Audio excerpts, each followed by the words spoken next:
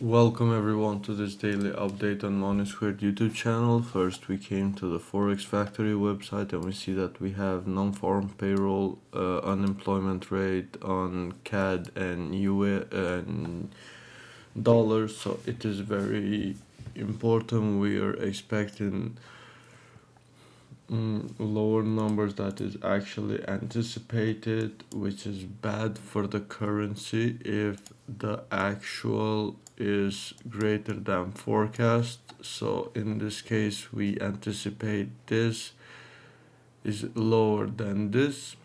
If the forecast is the actual is like this, so we need here bigger number. If the number of NFP is greater than 171, we see a good dollar, weak gold. If it's the otherwise, if the actual is lower than the forecast, then we see a bad time for the dollar. Let's see on gold what is happening at the moment. Currently monthly has no top week. We're approaching the support on the monthly time frame. We have 25 days left, so I still believe we at some point during this month we will come up here and tap this level. We are approaching this resistance on a weekly as well. On a daily time frame the candles are just becoming smaller and smaller, but we're breaking the lows and we're not breaking the highs, so we can, as soon as we break this level, I anticipate a move to the downside. However, seeing all this clean traffic, we can also anticipate a correction to the upside on a daily time frame. On the 4 hour, hasn't changed much from last night video.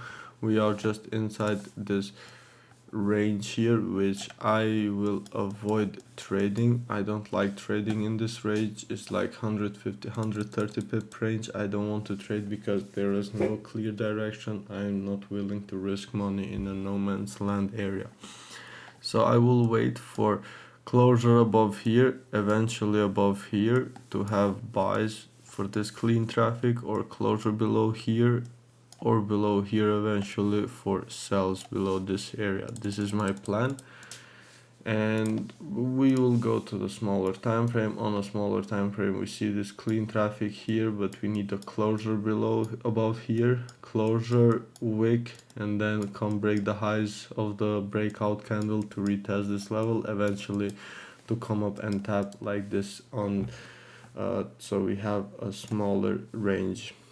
On the downside region we have the support here, and how long is this support? It's like 40 pip. It's not bad. If we close below here and then we come up, form a wick, and then break the lows of the candle, of the breakout candle, just like in the upside here in this scenario, we can anticipate a sell for continuation here, eventually here, so we have a sell of bigger region to cover the stop loss that will potentially be mid-range or top of the range to be more safe. And yeah, that's why I anticipate. But today is NFP, so it may have so many wild moves. Let's go on GJ. GJ already made the breakout in the morning, which we missed. On the monthly time frame, GJ is now retracing all the way back. After this huge move to the downside, we retraced 400 pip again, all the big move, and weekly is almost about to close bullish. So all this big move that happened is now corrected, and as we discussed yesterday, I would prefer here, but as soon as we break these highs here, is just a free way to the upside, and that's what is currently happening. I had alert right over here as soon as, especially after this 4 hour candle here, it was so easy to take this trade on the break of the highs, breaking everything highs, making nice wicks, failing to break and close bearish after all this move here.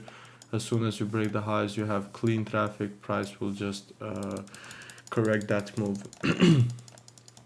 So GJ is gonna be very tricky. Why? Because the move is already happened, and it's not gonna be easy to analyze this, because now you need more candles to see if price is forming resistance here and then retracing a bit to correct a bit this move before either moving higher, or and now you have all these resistance here that you have previously formed. So it's not gonna be easy, but what I would prefer on GJ is either to form resistance, try to break out, close back inside the range, and then break, form a wick, and then break the lows of the close back inside the range candle, and then take some sells with stop loss above this wicks here to have eventually 181 again target. Or what I would prefer the most is price to come here, for example, and then come to the downside, form support, confirm support, fail to break to the upside, to the downside, and then break, form very strong support, break the highs of the support candle to retest this high made here. So that is what I would prefer on GJ as of now. So I have like two plans. This one here for retest the highs, or the one that we come here, fail to break above, form resistance, make a wick, break the lows of the break, come back inside the range candle, and then take some sells to clean this traffic to the downside. That's about it for today, guys. Thank you for watching. Like and comment below your thoughts, and subscribe to the channel.